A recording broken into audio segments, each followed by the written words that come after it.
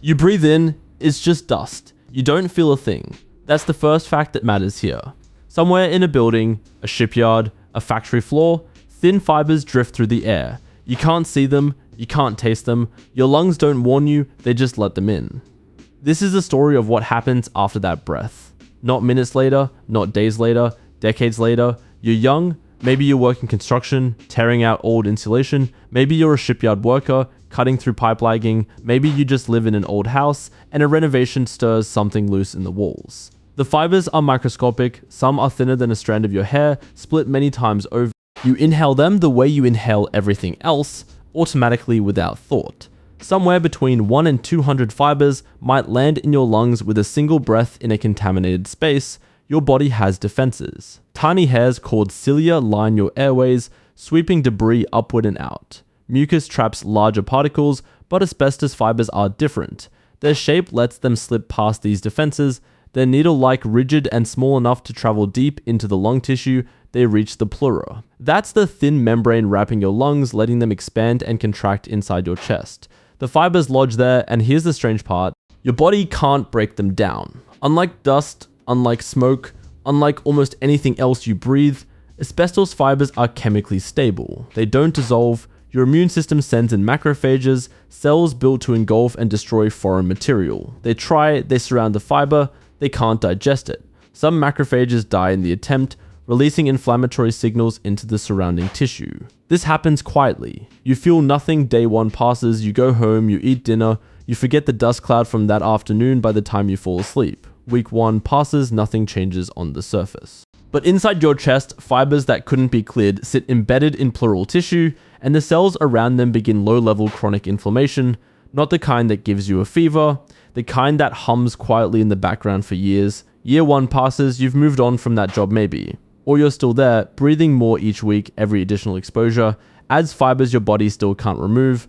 Researchers studying asbestos exposure, including work compiled by the World Health Organization and epidemiologist Irving Selikoff in the 1960s, found that the interval between exposure and disease could stretch for decades. Selikoff's studies on insulation workers were some of the first to establish just how long this latency period really runs. 10 years pass, your lungs look normal on a standard chest x-ray, you have no symptoms, you wouldn't know anything is different unless someone scanned specifically for it. But the fibers are still there, chronic irritation at the cellular level has continued the entire time. Fiber by fiber, provoking small repeated cycles of damage and repair in the pleural lining. 20 years pass, this is where the biology gets serious. Repeated cycles of cellular injury and repair increase the odds of a mutation slipping through unnoticed. Your cells divide constantly, copying DNA each time. Most copying errors get caught and fixed, but asbestos fibers create a uniquely persistent irritation, and persistent irritation means more divisions, which means more chances for a mistake to go uncorrected. Some fibers may also generate reactive oxygen species,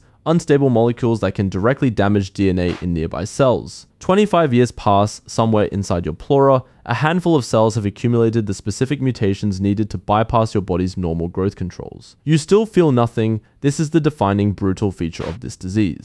Mesothelioma, the cancer most strongly linked to asbestos exposure, has one of the longest latency periods of any human cancer, often ranging from 20 to 50 years between first exposure and diagnosis. 30 years pass, and now, finally, your body starts sending signals, a dull ache on one side of your chest, shortness of breath climbing a flight of stairs that never used to bother you, a persistent dry cough that doesn't resolve with rest. You might dismiss it, middle age brings all kinds of small aches, and this one doesn't feel urgent, but inside your chest, a tumor has begun forming along the pleural lining, thickening it, sometimes causing fluid to build up in the space between your lung and chest wall. That fluid buildup, called a pleural effusion, is often what finally pushes someone to see a doctor. A scan reveals thickening where there shouldn't be any, a biopsy confirms what those original fibers set into motion 3 decades earlier. This is the turning point in this story, and it's not a dramatic one. There's no single moment of collapse.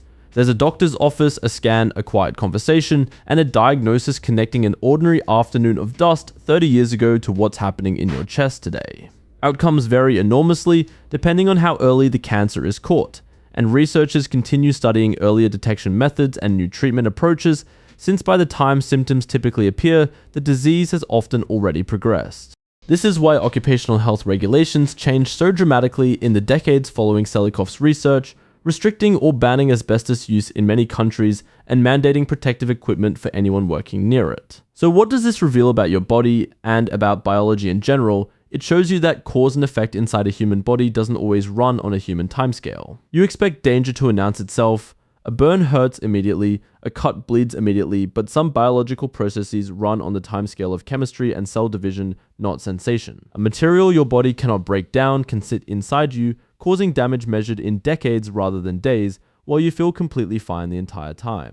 It's a reminder that the absence of symptoms is not the same as the absence of a process. Somewhere in your body right now, cells are dividing, repairing, occasionally making small mistakes that get caught and fixed before you'd ever notice. For most of us, that background process resolves quietly the way it's supposed to, but for the small number of people whose lungs decades ago took in fibers they could never quite get rid of, that quiet background process was already writing the next chapter, one they wouldn't read until 30 years later. You breathe in again right now, it's just air. That's the version of this story most of us get to live.